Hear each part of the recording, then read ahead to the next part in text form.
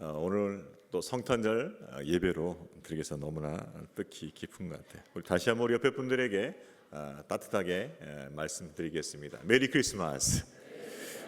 네, 예수님이 오셨습니다. 네, 그렇습니다. 예수님이 오신 것이 우리에게 큰 기쁨이 되겠죠. 한 음악가가 있었습니다. 중풍이 걸렸어요. 반신불수가 되었습니다. 건강이 좋지 않으니까 돈을 잘 벌 수도 없었고 많은 돈을 빌렸었는데 갚지 못해서 감옥에 갇히게 되었어요. 절망적인 순간이 찾아왔었죠. 그때도 역시 악보를 펴놓고 작곡을 위해 힘을 썼었습니다. 이 사람이 세계적 음악가 핸델이라는 사람인데요. 이 감옥에서 만든 작품이 무엇이었냐면 바로 메시아의 할렐루야. 유명한 곡이죠. 구약의 예언대로 예수님 십자가에 죽으시고 부활하신 후 만왕이 되어서 다스리신다. 만왕이 되어 다스린다는 그 내용의 곡을 지었던 것이죠. 처음 공연이 되었을 때 국왕과 700명의 관중들이 그 웅장함에 감격해서 일어설 수밖에 없었어요. 그래서 그 다음부터는 할렐루야가 연주되면은 관중들이 일어서는 것이 전통이 되었습니다. 감옥 같은 처절한 상황이었는데 그 상황 속에서 빛을 발할 수 있었다는 거죠. 무엇이 그로 하여금 감옥 속에서도 그 처절한 상황 속에서도 그를 빛나게 했을까요? 그것은 예수 그리스도의 빛이 비춰졌기 때문이죠. 그가 예수님의 십자가와 부활과 승천을 묵상하면서 감동이 물밑도 올려온 거예요. 그때 작곡했다 그래요. 짧은 시간 안에 이 곡을 작곡했다고 들었습니다. 빛이 비춰지는 것은 생명이 되는 것이죠. 오늘 말씀도 예수님은 빛으로 오셨다고 우리에게 얘기하고 있어요. 생명의 빛, 구원의 빛으로 오셨다는 것이죠. 자, 우리 16절, 17절 한 번 더 읽어볼까요? 성경 보면서 16절, 17절 한 번 더 읽어볼까요? 시작. 하나님이 세상을 이처럼 사랑하사 독생자를 주셨으니 이는 그를 믿는 자마다 멸망치 않고 영생을 얻게 하려 하심이라. 하나님이 그 아들을 세상에 보내신 것은 세상을 심판하려 하심이 아니요 그로 말미암아 세상이 구원을 받게 하려 하심이다.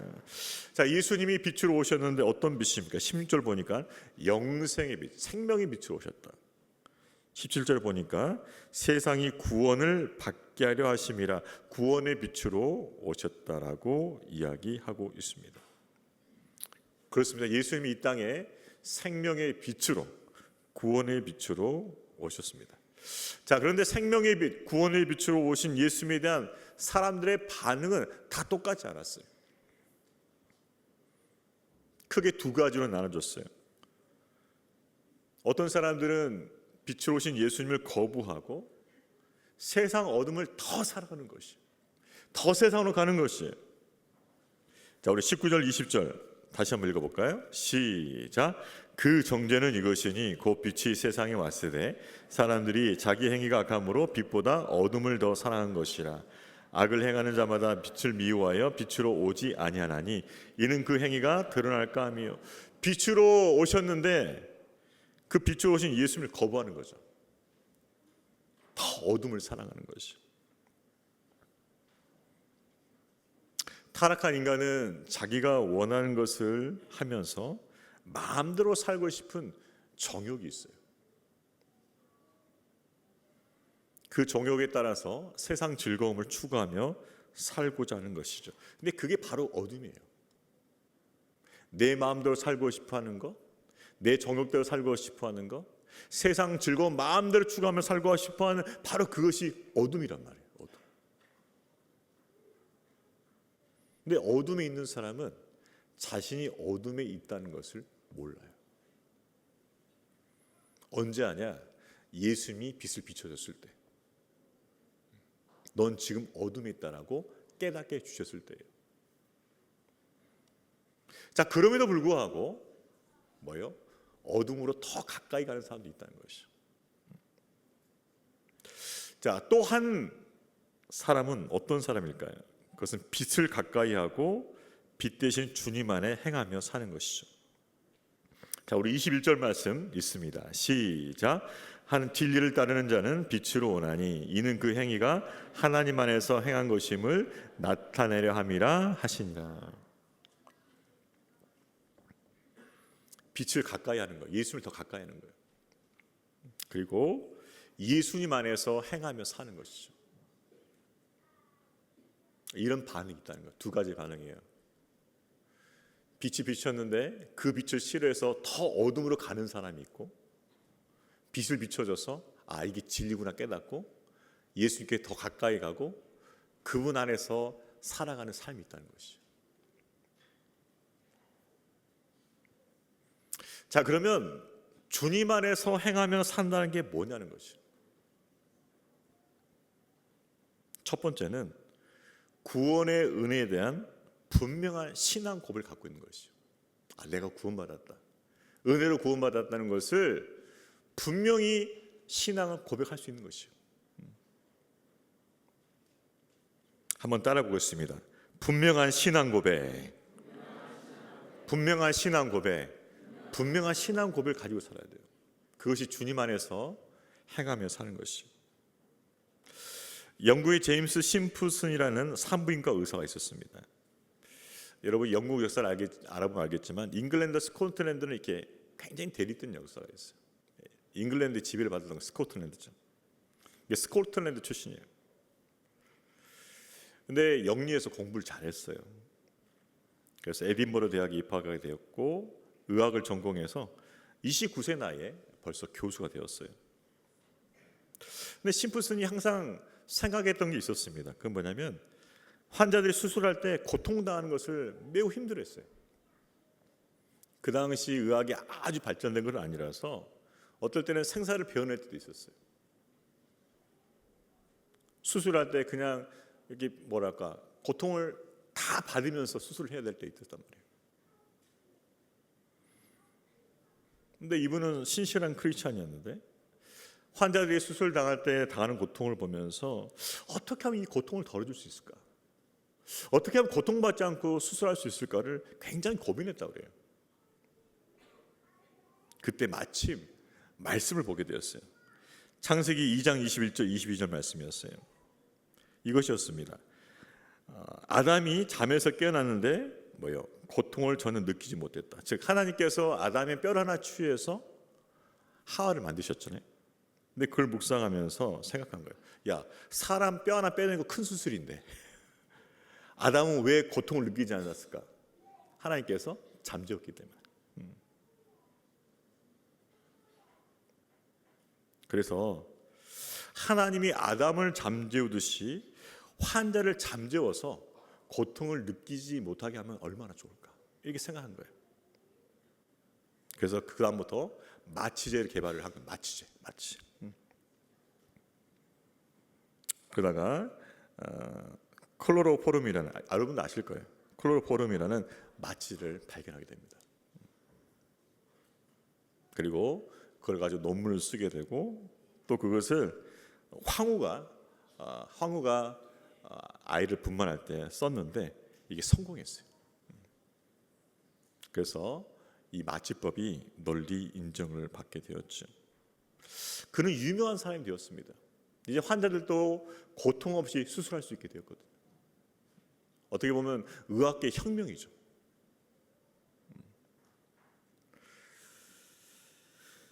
자, 그런 그가 말년에 대학에서 강의를 할 때, 마지막 말년에 강의할 때 한 제자가 이런 질문을 하였다고 합니다.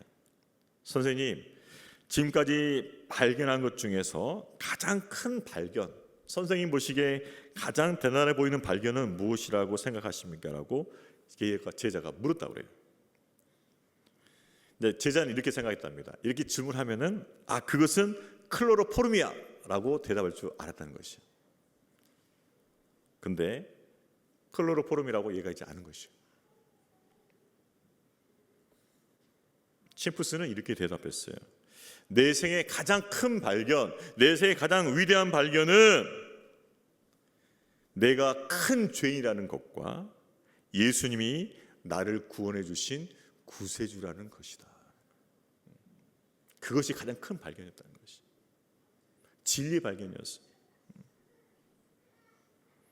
사람들은 마취제를 발견해서 인류에게 큰 공헌하였던 그 사람에서 가장 큰 발견은 당연히 마취제 상계였겠죠. 그러나 심플스에 있어서 가장 위대한 발견은 뭐예요? 자신이 큰 죄인이라는 사실과 예수 그리스도가 나의 구세주가 되셨다는 그 사실이에요. 여러분, 주님 안에서 행하며 산다는 것은 무엇입니까? 그것은 은혜에 대한 분명한 신앙 고백이 있는 것이죠. 신앙 고백. 내가 예수님의 은혜로 구원받고 다시 살게 되었다는 그 신앙 고백을 분명히 갖고 있는 것이 주님 안에서 행하며 사는 것인 줄로 믿습니다. 우리의 신앙은 신앙 고백으로 증명이 돼야 돼요.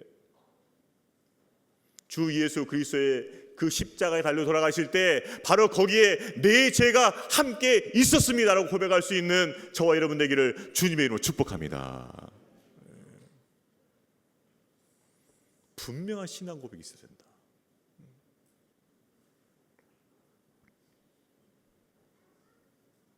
그것이 주님 안에서 행하며 사는 것이라는 것이죠.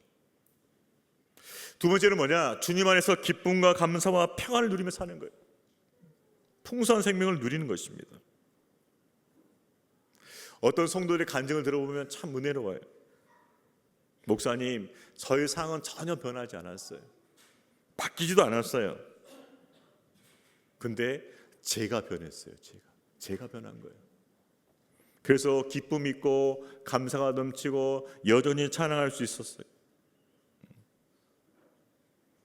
그렇습니다. 주님 안에서 행하며 산다는 것은 주님 안에서 기쁨과 감사와 평안을 계속해서 누리는 것이에요. 누리는 것. 성경에 보면 사도 바울이 그런 삶을 살았죠. 빌립보에서 전도하다가 감옥에 갇혔어요. 저 깊은 감옥. 도저히 빠져나올 수 없는 감옥에 갇혔지만은 그는 감사와 찬송 올려드립니다. 왜? 이곳에서도 주님 나와 함께 하시니. 로마 감옥에 갇혔습니다. 근데 뭐요? 기뻐하라. 기뻐해. 내가 지금 기뻐하니까 너희도 기뻐하라 말하는 것이.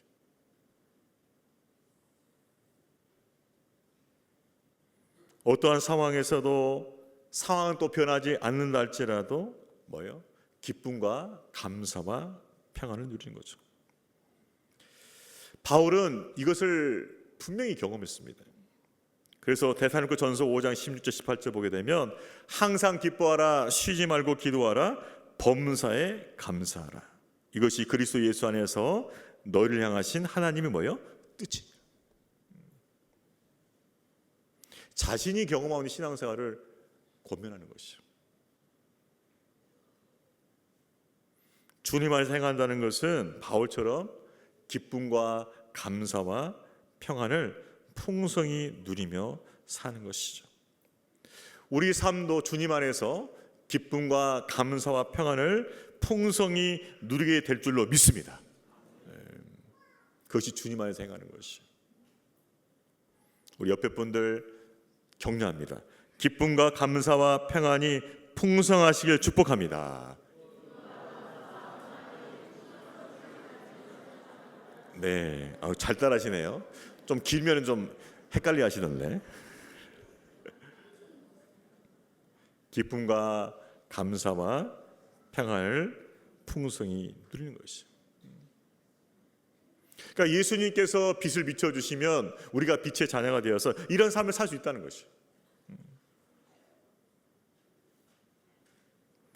마지막으로는 주님 약속의 근거에서 미래에 대한 소망을 가지고 사는 거예요. 미래에 대한 소망. 주님의 약속의 근거에서 무엇에 대한 소망을 갖는다고요? 미래에 대한 소망을 갖는 것이다. 그것이 주님 안에 행하며 사는 것이죠. 여러분, 빛의 자녀는요, 영적 지각이 있어요. 빛을 비춰주니까 눈이 뜨이는 거죠. 안 보이는 것도 보게 돼요. 멀리 있는 것도 보게 돼요. 그리스도 안에서 우리에게 주신 기업, 저 하늘 천국을 믿음으로 보게 된단 말이에요. 우리에게 주어질 그 미래의 영광과 상급을 볼 수 있어요. 어떤 부인이 남편에게 10년 동안 전도를 했습니다. 그런데 남편은 끝내 예수를 믿지 않으려고 해요. 어느 남편이 저녁 늦게까지 친구들과 술 마시고 나서 2차로 또 자기 집에 왔습니다. 이걸 뭐라고 하죠? 말하지 마세요. 말하면 안 돼요. 자기 속으로만 안 돼요. 밖에서 술 먹는 것도 그것도 안 차서 집에까지 친구를 데려왔어. 진짜 늦은 밤에 와가지고 술장 차려 이렇게 한 거예요. 근데 이러면 보통 우리는 어떻게 하겠습니까? 나가 이렇게. 근데 부인이 아무 불평 없이 정성껏 술장을 차려주는 거예요. 대접해 주는 거예요. 그러니까는 남편 친구가 이상한 거예요. 자기 부인 같으면은 분명히 화를 내고 욕하고 쫓아냈을 텐데, 아니 친구 부인은 뭐요? 군말 없이 술장을 차려주는 거예요. 너무 궁금했어요. 그래가지고 물어본 거예요. 그 부인한테. 아니 왜 이렇게 늦은 밤에 왔어도 이렇게 술장을 차려주십니까? 왜 잘 대해주신 것입니까? 왜 대접을 잘해주신 것입니까? 너무 궁금해요 라고 물어봤어요. 그랬더니 이 믿음이 좋은 부인이 이렇게 얘기합니다. 저는 남편에게 10년 동안 복음을 전했는데 우리 남편이 안 믿어요. 실패했어요. 그래서 저는 사실 포기한 상태입니다. 우리 남편을 포기한 상태. 저는 분명히 천당할 것이고 우리 남편은 지옥 가겠지요. 그렇게 얘기한 거예요, 진짜. 그래서 이 세상 사는 동안이라도 좀 편하게 잘해주려고. 어차피 지옥 갈 사람인데 그래도 내 있을 동안에 잘해주려고 합니다. 그러니까 이거 충격적이잖아요. 진짜인지 모르겠는데 그 후로 이 두 사람이 다 교회 나갔다고. 어차피 지옥 갈 사람인데 내가 있는 동안 잘해주고 싶어서 그런 거예요. 엉뚱한 대답인데 이게 절명에 맞아 떨어진 거죠. 여러분, 이 부인에게 있었던 게 뭐예요? 미래에 대한 확실한 소망이에요. 나는 기업이 있다, 천국이 있다, 하늘나라 간다. 그리스도의 빛을 바른 사람들은 삶의 질이 달라요. 보이는 것만 보는 것이 아니라 약속된 것을 본다는 거죠. 당장 눈에 보이는 것만 보는 것이 아니라 약속된 걸 본다는 거예요. 약속된 걸 본다. 여러분, 약속된 것을 보게 되면 눈에 보이는 것에서 자유할 수 있어요. 약속된 것을 보니까 저건 분명히 내 거다, 내게 주어진다라고 분명히 확신하기 때문에 지금 내 눈앞에 아른거리는 것들에 매이지 않다 이 말이에요. 그래서 자유하게 되는 것이죠. 때로는 가난하고 부하고가 우리에게 큰 문제가 될 수 있어요. 지위가 높고 낮은 것이 우리에게 큰 문제가 될 수 있어요. 병들거나 건강한 것이 큰 문제가 될 수 있어요. 그러나 약속을 바라보는 자는 거기에 매이지는 않는다는 거예요. 매이지는 않는다는 것이죠. 부할 수도 있고 가난할 수도 있지, 이렇게 받아들인다는 것이죠. 높아질 수도 있고 낮아질 수도 있지라고 받아들인다는 것이죠. 건강할 수도 있고 아플 수도 있지라고 받아들인다는 것이죠. 그것이 매이지 않는 것이죠. 왜요? 더 좋은 약속을 바라보기 때문에 그런 것이죠. 주님 안에서 행하며 산다는 것은 주님의 약속을 바라보는 거예요. 약속을 바라보는 거예요. 그러면서 미래에 대한 소망을 가지는 것입니다. 그것이 주님 안에서 행하며 사는 것입니다. 우리 옆에 분들에게 또 한번 격려하겠습니다. 약속을 믿고 소망을 가지십시오. 예, 그렇습니다. 예. 약속을 믿고 소망을 가지셔야 돼요. 소망.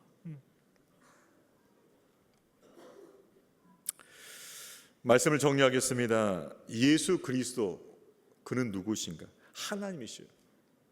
근데 그 하나님이 우리 인간의 몸을 입고 이 땅에 오신 구원의 빛이요 생명의 빛이라는 것입니다. 그리고 이 빛을 따라가면 영원한 생명과 구원에 이르게 돼요. 그리고 빛의 자녀의 삶을 살게 되는 것이죠. 구원의 은혜에 대한 분명한 신앙 고백을 가지고 살아가시길 축복합니다. 주님 안에서 기쁨과 감사와 평안을 풍성히 누리길 축복합니다. 주님의 약속을 의지하여서 미래한 소망을 가지시기를 축복합니다.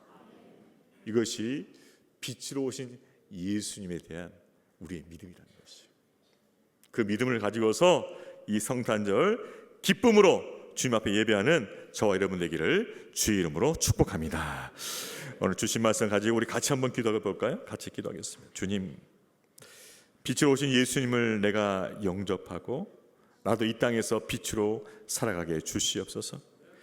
구원에 대한 분명한 신앙 고백을 갖게 해 주시고 주님 안에서 기쁨과 감사와 평안을 누리게 해주시며 주님 약속 의지하여서 미래한 소망을 가지고 살아가는 주님의 자녀, 빛의 자녀가 되게 해달라고 우리 이것을 가지고 우리 주여 한번 외치고 기도하며 나가겠습니다.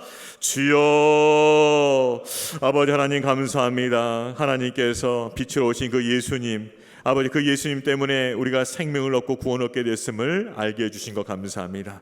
하나님 빛으로 오신 그 예수님을 우리가 온전히 영접함을 통하여서 아버지 주님 안에서 행하며 살게 하여 주시옵소서.